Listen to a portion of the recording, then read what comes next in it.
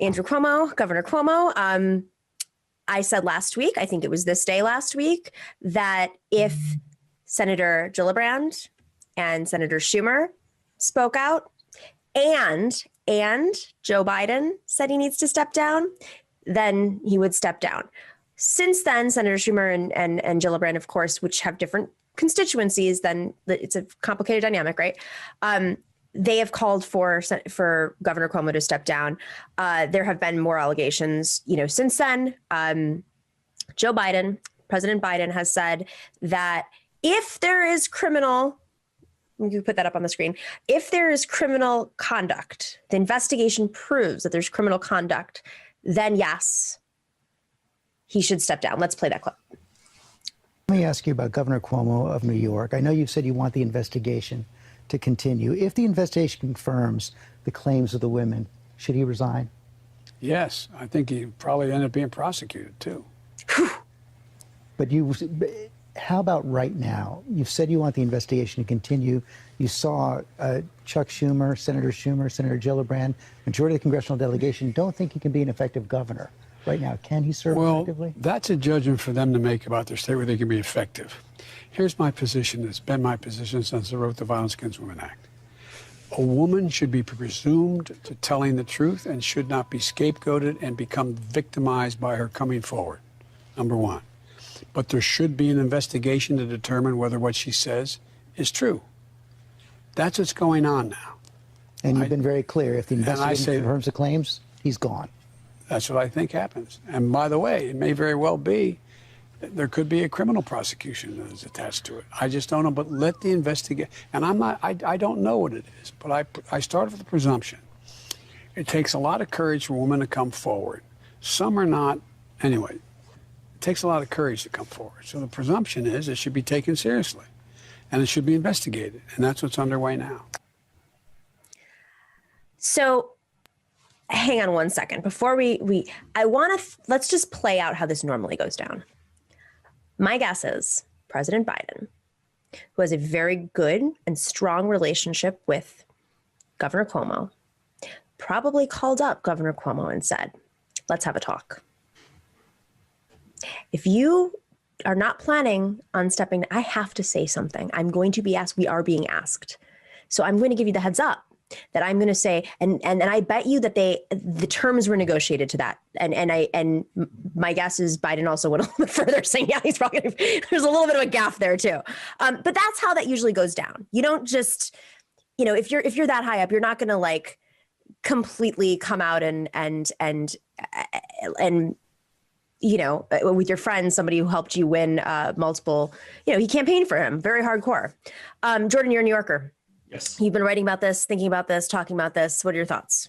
Well, what I can't imagine is an investigation come back that says he didn't do it. I mean, he's admitted to it. There's text messages. There's so many people quotes. There's so many people who came forward. The investigation is only going to make it worse. They're going to only turn up more things. And so if he wants to wait until then, there's not going to be, oh yeah, those 5 of the 7 women were just kidding. They were making it up. And so I don't know why an investigation, other than maybe buying him time and hoping that the public moves on, that's not going to be good for him. In terms of support from Biden, you're right. He did go hard to the mat for Biden, but I don't think it's for Biden. I don't think it serves Biden any advantage to protect Andrew Cuomo at this point. There's no big constituency. He won't be pissing off the left. He certainly won't be pissing off most of the Democratic Party. He's not going out on a limb and going over Chuck Schumer and Kirsten Gillibrand's head. You got to remember Chuck's, Joe Biden also had his own little, not exactly the same, but kind of kerfuffle about the way he spoke to or touched women. And so he has to be very serious about that as well. If he started defending Cuomo, I think people might bring up his own past. In the end, though, that was still defense. Let the investigation play out. And Simon, you've been watching the show, obviously, and I've talked about how we're also in the middle of budget time. And so the undercurrent of all this is I have a theory that a good chunk of Albany, even people who have called for him to step down, don't actually want him to step down if he steps down until after the budget is negotiated. Not because they don't, I mean, of course, I think ideally a lot of Democrats don't want to deal with Governor Cuomo in budget negotiations, but in the midst of it would send Albany into absolute chaos. And so you have Carl Hastie, the Assembly Speaker, who said, okay, we're putting together the impeachment proceedings. There's 2 investigations in Attorney General Tish James's office, one for the nursing home scandal and one for the sexual harassment and assault allegations. But at the end of the day, he still might step down because like the process might give cover to Albany and the budgetary stuff. But he still might have to step down. I don't know. What are your thoughts? Just throwing out some conspiracy theories here. I love your theories. I mean, I always feel like I want to defer to you when it comes to specifically New York politics and Andrew Cuomo, and what might be going on behind the scenes there. What I can speak to is like the moral standard that I feel like we ought to hold the president to, which is, we should see the president as sort of being. I don't fully believe this, but I know that the idea is that the president ought to be like the moral compass for the country, right? Or ought to be taking strong moral stances on important moral issues like the one that we're seeing right now with Andrew Cuomo. And this is, and Joe Biden seems to, not just only in this case, for the reasons that you have just brought up, but I think also in a lot of other things, Joe Biden just seems to be like, oh, well, that's for them to decide, or, that's for so-and-so to say, or like, we're just going to wait and see what comes out of this. He is refusing to take a stance at a time when people really need him to be, right? A lot of women who are victims of sexual harassment in their workplaces and things like that would really be looking to our president right now to stand in defiance of Andrew Cuomo and stand with the people who are accusing him. So we're not seeing that. And I think that is regardless of everything that is probably actually going on, that's what I would like to be seeing. And that's sort of frustration I have with Biden. I mean, it's an old tactic that, if you want to kill something, take it to a committee, put it through more process, right, Jordan? Yeah, of course. When I said I think Biden came in hard on him, to me it was like he was sending him down the plank. There's not going to be a world in which he and Cuomo comes out clean on this, and I think it'll be sooner rather than later. So yeah, I think that I would have liked Biden to say, yeah, he needs to resign. I think that there is definitely going to be, the investigation, and I don't think Tish James really likes Andrew Cuomo. Tish James, of course, she owes her position to him. She does, but she was always a Working Families Party person. I don't think she probably sees her. I don't know. They had a split.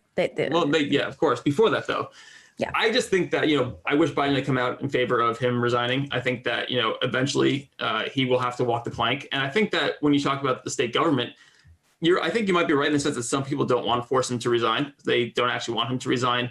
He's been so obnoxious and difficult when it comes to the budget. Perhaps he's going to try and be a little more giving and see if they can get their support. So I can imagine just pure politically, in terms of funding, in terms of taxes, in terms of, lots of other stuff. I can imagine the legislature hanging this over Cuomo's head for once. Finally, they have some power and making life difficult for him, and then be done with him. Yes. And then exactly, it's kind of, it's so poetic. I mean, having for the last decade at least, I mean, he's obviously been involved in politics since he managed his father's mayoral race when he was in his late 20s. The man is difficult. Loyalty is earned. It is not through fear and hate. If there's one leadership lesson, that's the one you stick with, right? They say it's better to be feared than liked. But the thing is, like, when the fear is gone and everyone thinks you're an asshole, then, you're in trouble. That's it. All right, everybody. Thank you for sticking around for an extra long show. This was fun. And for giving in on my I wanted to talk about Cuomo with Jordan because you've been talking. I'm like, we've got to talk. No, I'm always happy to talk about it. I don't want to, I don't want to like gloat or revel in it because a lot of women were hurt in what happened, but to see him go down will be a sweet day whenever it does happen. Yes, it's going to be an interesting day. And Kathy Hochul, who I grew up around in Buffalo, New York, she represented in the district I grew up in. She's our congresswoman and she was comptroller. So anyways, it'll be interesting to see how that plays out as well. Jordan Zakarin, Simon Rode, thanks for joining us. Let's do some shout outs. Look at these shout outs we have. Thank you to, oh goodness, guys. Chai Bureaucrat. Got it. Chai Bureaucrat. For all the cheer on Twitch. Thank you. I love it. Riley Cool says, hey, Nomiki, Matt Bender put up a new scandal regarding Cuomo, a serious one, an upstate town water crisis. Look on Bender's YouTube channel. Note from this. Okay, got it. So this was an old scandal Blake Zeff is fantastic. He has definitely faced the wrath of Andrew Cuomo. Blake Zeff has done a lot of work around worked as a reporter covering Andrew Cuomo. Go check that out if you have a chance, but it is from 2016. Thank you to Professor Harvey K, who's mixing it up in the live chats as usual. He will be on the show on Thursday. That's tomorrow.